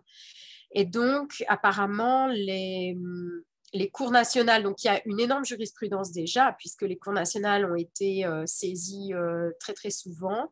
Et apparemment, les cours et les législateurs nationaux ont souvent dit finalement, on ne veut pas dégager des principes trop généraux parce qu'on a vraiment besoin d'un cadre juridique européen là-dessus. Et c'est notamment ce qui aurait motivé la Commission européenne à proposer cette directive, voilà, cette proposition de directive pour au moins un cadre européen sur cette question-là. Et puis, toute dernière question sur les traités. Excellente question. Alors, j'espère, mais visiblement, ce n'était pas très clair, mais j'essaye de dire dans le livre et aussi dans mon précédent livre Welfare Markets, et c'est justement mon grand désaccord avec Fritz Schaap et avec les auteurs de la surconstitutionnalisation de l'économie européenne. Je pense qu'on a de multiples exemples qui montrent que les traités ne sont pas un carcan et que lorsqu'il y a une volonté européenne, il y a toujours une manière d'accommoder les traités. Et c'est particulièrement clair avec cette directive à laquelle je m'intéresse beaucoup sur les salaires minimaux, puisque au départ, l'initiative même était contestée sur le plan juridique, puisqu'il y a un article du traité qui dit explicitement que l'Union européenne n'a pas de compétences en matière de rémunération. Et néanmoins, le service juridique du Conseil a été amené à se positionner, notamment à l'appel d'un certain nombre d'États membres qui ne voulaient pas de cette directive et qui la considèrent comme illégitime. Et le service juridique du Conseil a dit que c'était OK et que si la base légale qui servait, c'était la protection des travailleurs et la lutte contre la pauvreté, eh bien, la Commission européenne était en droit de proposer cette directive sur les salaires minimaux, ce qui est quand même un peu tiré par les cheveux. Donc, il faut le dire, c'est quand même avant tout de la politique et je crois que c'est un peu le propos du livre et peut-être de tous mes livres d'ailleurs. Voilà. Merci infiniment. Je vous propose qu'on ouvre un peu la discussion à toutes et tous pendant un quart d'heure, disons à peu près. Je vais te lire une première question. Je vais la résumer parce que la question est un peu longue. Mais l'idée, c'est dans quelle mesure il est possible de concevoir des secteurs qui fourniraient des biens communs en dehors de la marchandisation. Ce qui est visé ici, c'est santé et éducation, notamment. Donc, disons, en dehors de l'emprise néolibérale supposée. La question souligne notamment que le secteur mutualiste est considéré par le droit communautaire comme étant des entreprises avec l'interdiction de recevoir des subventions et que de plus en plus sont traités finalement à l'égal d'un secteur à but lucratif. La question note aussi qu'on est passé de plus en plus d'une gouvernance par les lois à une gouvernance par les nombres, avec référence aux travaux d'Alain Suput et de Christophe Dejour là-dessus, et que ça pose une question, dans quelle mesure un rééquilibrage de cette Europe sociale est possible, dans la mesure où il y a aussi une très grande non-participation ou une très faible voix des citoyens pris en compte dedans. Je te laisse répondre, Oui. et puis on prend ensuite une série d'autres questions. Oui, deux questions en une, toutes les deux aussi intéressantes l'une que l'autre. Je crois qu'en effet, et pour avoir beaucoup travaillé comme Clémence sur les services publics et le rapport au marché, il y a une véritable difficulté culturelle dans les cercles de décideurs européens par rapport aux non-marchands. C'est-à-dire que historiquement et juridiquement, par définition, la matière européenne sur laquelle l'Union européenne est compétente, c'est ce qui relève du marché unique, et donc c'est du marchand, et donc c'est soumis aux règles du droit de la concurrence. Et donc, le non-marchand n'a aucune existence européenne. Et je crois que là-dessus, on est au point mort, et que même pire, lorsqu'on a, par exemple, il y a une communication, si je ne me trompe pas, enfin, où il y a plusieurs communications de la Commission européenne sur l'économie sociale. Lorsque la Commission européenne ou l'Union s'intéresse à l'économie sociale, c'est pour la ramener dans le champ du marchand. Donc, il y a vraiment, je crois, on est vraiment au point mort du point de vue d'un agenda en termes de biens communs, une difficulté énorme à concevoir que des biens puissent être produits et échangés en dehors de la sphère marchande. Et puis sur la question démocratique, oui, c'est sûr, c'est tout le sens du TIDEM. De manière beaucoup plus modeste, moi, j'ai par exemple souvent déploré la marginalisation du Parlement européen, même si le Parlement européen n'est pas l'ABC de la démocratie.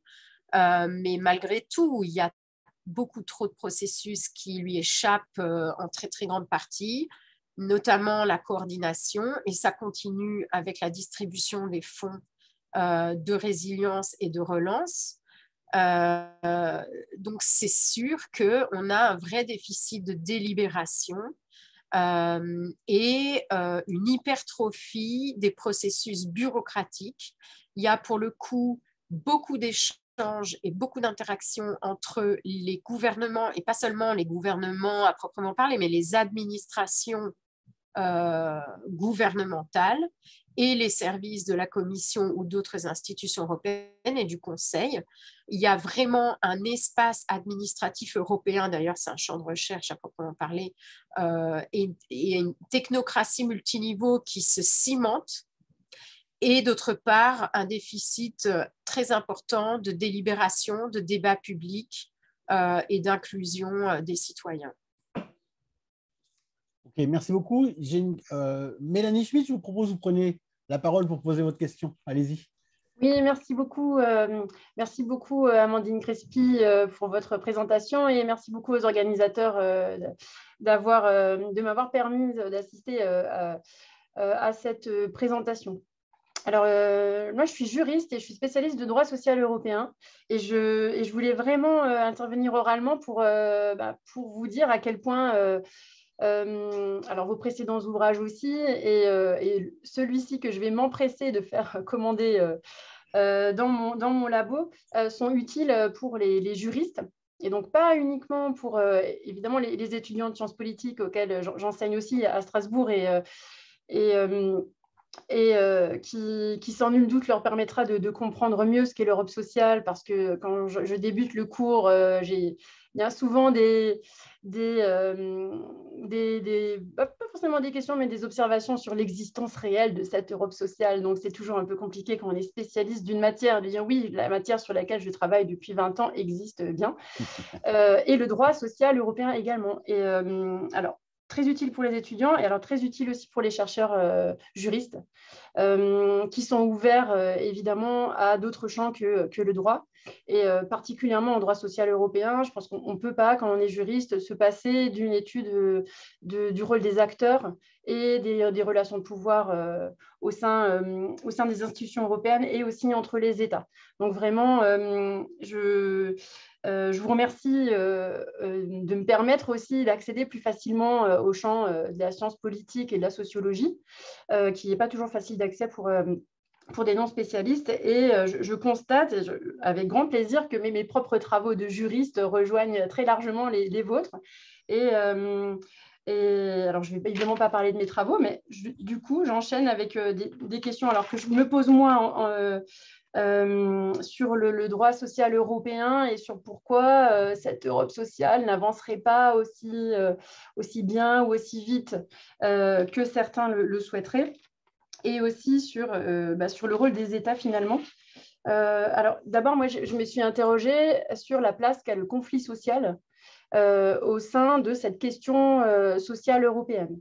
Si on part des droits nationaux, il est assez clair que le conflit social a fait émerger le droit social au niveau des États.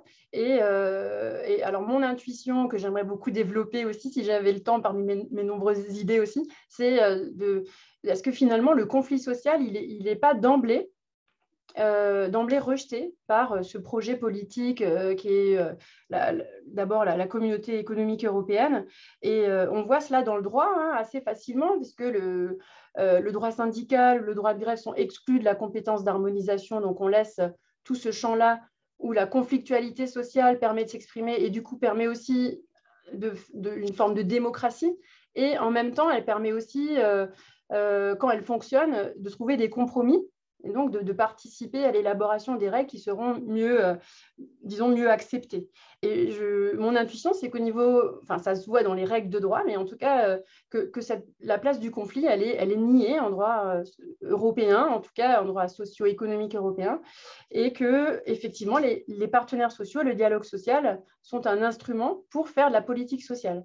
Alors, c'est super quand ça fonctionne, on a une vraie émulation démocratique, mais quand c'est la Commission européenne qui fixe déjà l'objectif à atteindre et que finalement, évidemment, du coup, le dialogue social, il va échouer, puisque par définition, il y a au moins un des acteurs, syndical ou patronal, qui ne sera pas d'accord avec l'objectif fixé. Donc, est-ce que ça, ce n'est pas un dysfonctionnement qui est intrinsèque aussi au fonctionnement de l'Union européenne et qui expliquerait aussi que cette Europe sociale, elle ne peut être vraiment définie et même analysée par les chercheurs que par rapport à la dimension économique.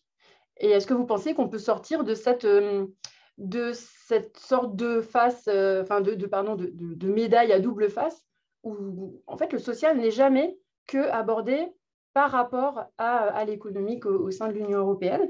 Et autre élément du coup qui rentre dans la même idée, quelle peut être ou quelle est vraiment la fonction, le pouvoir réel du Comité économique et social européen, qui porte dans son intitulé même cette double face économique et sociale.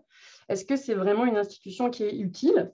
Alors, elle est intéressante, cette institution, parce que c'est une institution européenne, mais qui est composée uniquement de représentants nationaux. Et ça m'entraîne à la dernière observation ou question. Est-ce que finalement, ce ne sont pas les États qui ont la maîtrise de l'Europe sociale, quand on sait que c'est eux qui doivent modifier à l'unanimité les traités, si on veut une modification des compétences sociales. Ce sont aussi eux qui, par leur bonne volonté, font fonctionner la coordination souple, puisqu'il n'y a pas de contraintes. Alors, il y a quand même une certaine contrainte, mais au niveau social, il n'y a pas de contraintes. Donc, voilà les questions qui me sont venues en vous écoutant et donc qui recoupent très largement les miennes dans mes travaux. Et voilà, encore merci pour cette présentation. Merci Mélanie. À toi Amandine.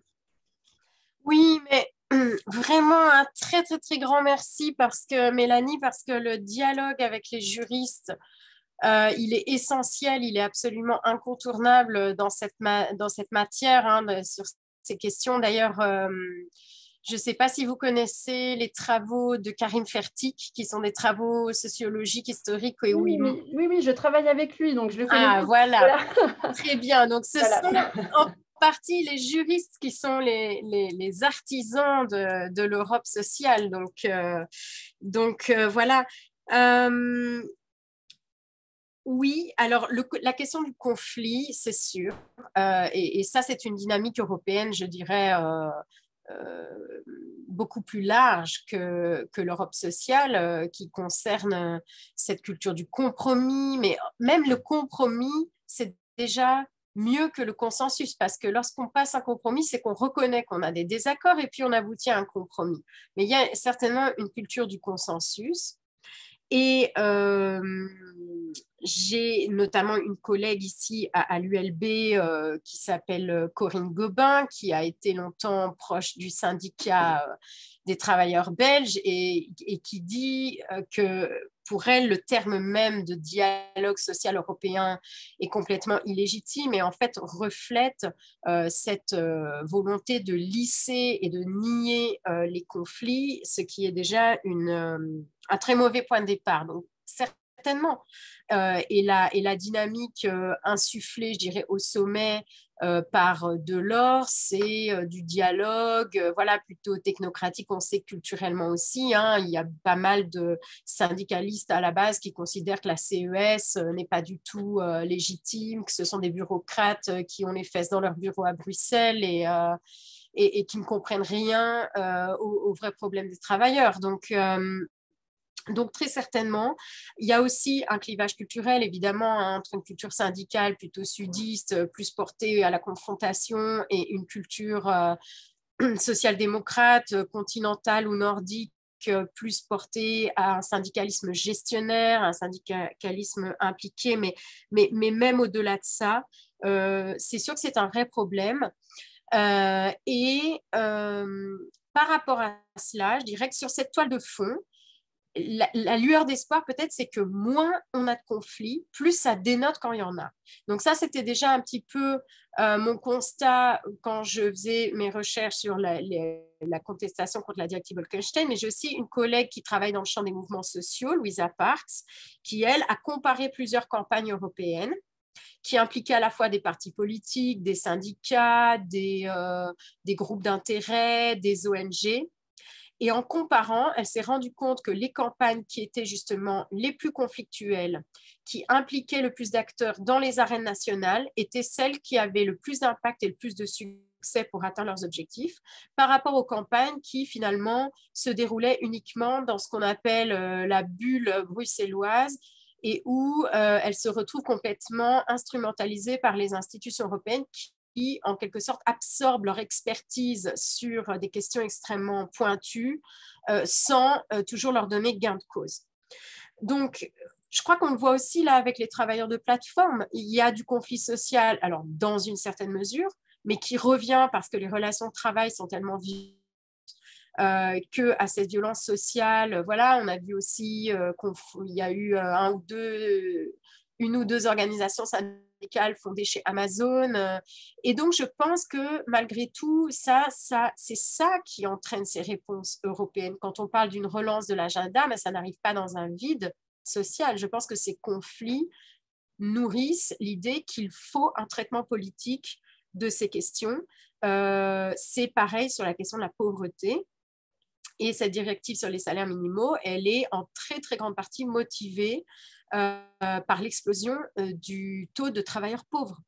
L'idée que dans un pays aussi prospère que l'Allemagne, on puisse avoir un pourcentage aussi élevé de travailleurs pauvres est proprement scandaleuse et intolérable dans l'Europe d'aujourd'hui. Et donc, voilà, je pense que le conflit, il est plus que nécessaire et que plus il s'exprime, plus il y a de réponses politiques.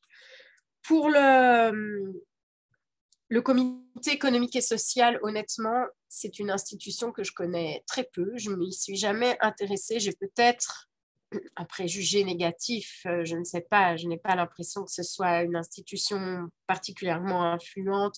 Je pense qu'elle est peut-être utile pour relayer un certain nombre de revendications territoriales et c'est un peu comme le Sénat en France. Ils font des rapports intéressants sur les questions européennes, mais bon, voilà, ça se limite un peu à ça. Donc, je ne sais pas, mais je ne veux pas m'avancer trop parce que je ne me suis jamais penchée vraiment sur la question. Je vous propose, Amandine, qu'on termine par une ultime question qui est posée dans le chat, qui concerne un peu la projection à quelques années, savoir si on va plutôt vers une convergence des États membres sur le terrain social ou plutôt une divergence.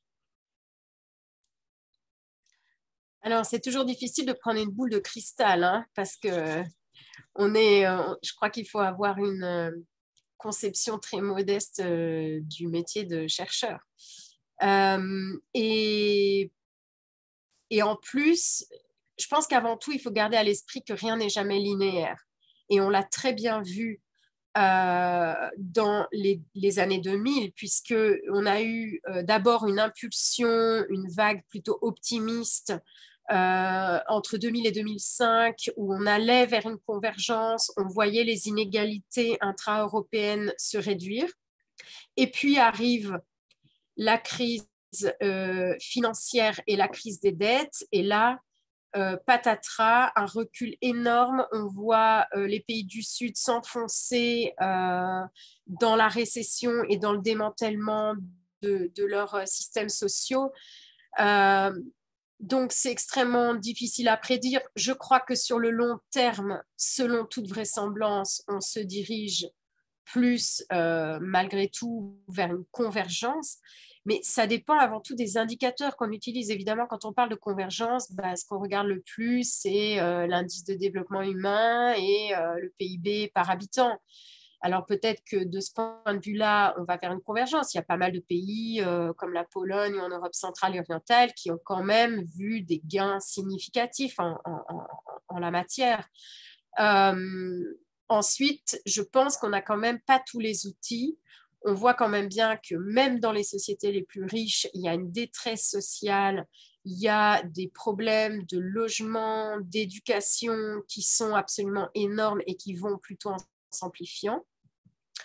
Je crois que d'autant plus qu'en fait, les mouvements migratoires créent une sorte de nouvelle classe prolétarienne de personnes qui ont extrêmement de difficultés à accéder au marché de l'emploi, à accéder aux prestations sociales, etc. Donc, la question reste entièrement ouverte et ça dépend dans quelle mesure on voudra bien voir et se doter des instruments suffisamment fins pour aussi mesurer les inégalités sociales et les phénomènes de convergence ou d'inégalité à travers l'Europe.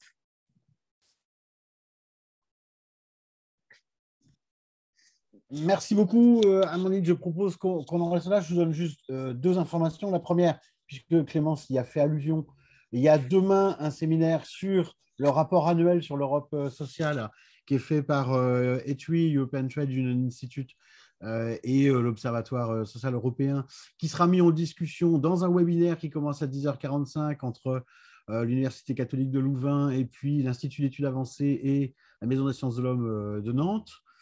Et puis pour nous, pour la prochaine séance sur la chaire de philosophie de l'Europe, on recevra, ce sera le 9 juin prochain à 17h30, Aliénor Ballanger pour son livre sur la démocratie communautaire, qui explore notamment le rôle des fédéralistes italiens dans la construction européenne sous l'angle plutôt philosophique, avec une discussion faite par notre collègue Philippe Crignon. Merci beaucoup Amandine, merci beaucoup Clémence, merci beaucoup aussi Manon Damessier qui a organisé tout ça. Et puis, écoutez, voilà, lisez et achetez le livre d'Amandine, European Question, Social Question. C'est moi qui vous remercie pour cette discussion extrêmement riche et stimulante et ce beau séminaire. Merci à toi.